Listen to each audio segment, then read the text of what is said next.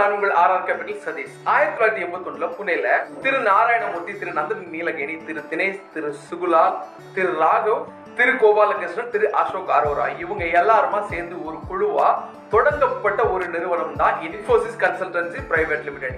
இந்த நிறுவனம் அமெரிக்கால நாஸ்டாக் பங்கு சந்தையில் பட்டியலிடப்பட்டு 25 வருஷத்தை முடிவடைஞ்சிருக்கு. இந்த சூழல்ல இந்த நிறுவனத்தோட ஹிஸ்டரி நம்ம பார்த்தோம்னா சர்ப்ரைஸ் நமக்கு இருக்கு. அதை பத்தி தான் நம்ம இன்னைக்கு உங்க கூட பகிர்ந்துக்க போறோம். முக்கியமா பாத்தீங்கன்னா 1981 தொடங்கப்பட்ட கம்பெனி வெறும் 209 ஊழியர்களோட தான் தொடங்கியிருக்காங்க.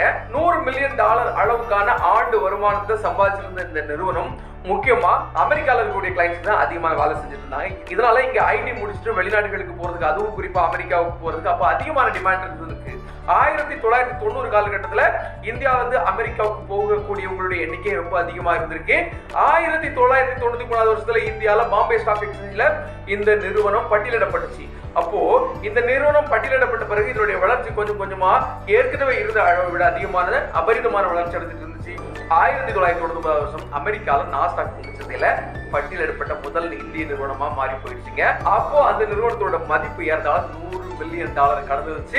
உலக நாடுகள் முழுக்க இந்த நிறுவனத்தை பார்த்து வாயை பிளந்திருந்தாங்க. இந்த நிறுவனத்துல நீங்க 1993 வருஷம் இந்தியாவில் பங்கு சந்தையில பட்டியலிட்டாங்க இல்லையா, அப்போ நீங்க ஐபிஓல வாங்கியிருந்தீங்கன்னா ஏறத்தாழ 100 ஷேர், ஒரு லாட் வாங்கியிருப்பீங்க.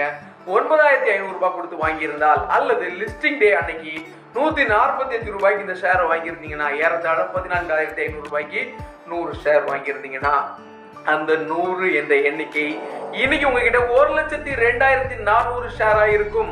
இதுக்கு முக்கியமான காரணம் இந்த நிறுவனம் பல நேரங்கள்ல ஸ்டாக் ஸ்பிளிட் கொடுத்திருக்காங்க, பல நேரங்கள்ல போனஸ் கொடுத்திருக்காங்க. அந்த எண்ணிக்கை தான் 100ங்கிற அந்த எண்ணிக்கை தான் இன்னைக்கு 1,02,400 என்ற எண்ணிக்கை எட்டி இருக்கு. இதுல முக்கியமான விஷயம் என்னன்னா, ஒரு கார்பரேட் கம்பெனி தங்கிட்ட வேலை செய்யறாங்கல்ல, அவங்களுக்கு அவங்களோட ஸ்டாஃப்கெல்லாம் ஷேர்ஸை பகிர்ந்து கொடுத்த முதல் ரெக்கார்டே இன்ஃபோசிஸ் நிறுவனத்துல தான் இருக்கு. இன்னைக்கு அந்த நிறுவனத்துல உள்ள ஒரு ஐபிஓ அப்ளை பண்ண ஒரு பர்சனோட சொத்து மதிப்பு என்னவா இருக்கணும், ஏறத்தாழ 16,20,00,000 மேல. ஷாக்கா இருக்கு இல்லையா? 9,500 ரூபாய்க்கு ஐபிஓல வாங்கி இருந்தாலும் சரி, அல்லது லிஸ்டிங்ல 14,500 ரூபாய்க்கு நீங்க ஒரு லாட் 100 ஷேர் வாங்கியிருந்தாலும் இன்றைய மதிப்பு 16,20,00,000. இப்படிப்பட்ட முத்துக்களும் பங்கு சந்தையில இருக்குங்கிறத உங்களுக்கு தெரிவிக்கணுங்கிறதா என்னோட நோக்கம். இதுல முக்கியமான விஷயம் என்னன்னா, இந்த கம்பெனியோட வளர்ச்சிக்கு இன்னொரு காரணத்தை நான் சொல்லணும்னு நினைச்சா இந்த கம்பெனியோட டிரான்ஸ்பரன்சி. ஏன்னா ஏகப்பட்ட பிரச்சனைகள் இன்ஃபோசிஸ் நிறுவனத்தில் இருந்திருக்கு. ஏற்கனவே விஷுவல் ஃப்ளோ பிரச்சனையாலும் இந்த நிறுவனம் பாதிக்கப்பட்டிருக்கு. அதே மாதிரி அட்ரிஷன் அளவும் இந்த நிறுவனத்தில் ரொம்ப அதிகமாவே கடந்த சில ஆண்டுகளா இருந்துச்சு. இதெல்லாத்தையும் தாண்டி ஆர்டிபிஷியல் இன்டெலிஜென்ஸ் தாக்கம் இந்த அளவுக்கு வந்த பிறகும் இந்த நிறுவனம் இந்த அளவுக்கு growth காமிச்சிருக்குன்னா இந்த நிறுவனத்துடைய டிரான்ஸ்பரன்சி ரொம்ப முக்கியம். அந்த நிறுவனத்துடைய போர்டு மெம்பர்ஸுடைய வெளிப்படைத்தன்மை ரொம்ப முக்கியம். இந்த போர்டு மெம்பர்ஸ்க்கு இருக்க வேண்டிய குவாலிஃபிகேஷன் என்னங்கிறத வெளிப்படையா அறிவிச்சிருக்கிறதும் ரொம்ப முக்கியம்.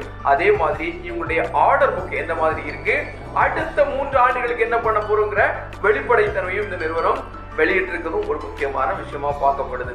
இதுல நான் உங்களுக்கு சொல்ல வரக்கூடிய விஷயம் என்னன்னா, ஒரு சின்ன முதலீடா இருந்தா கூட அந்த முதலீடு எதிர்காலத்துல எந்த அளவுக்கு வந்திருக்குங்கிறதுக்கு உங்களுக்கு இதுல புலப்படும் இல்லையா?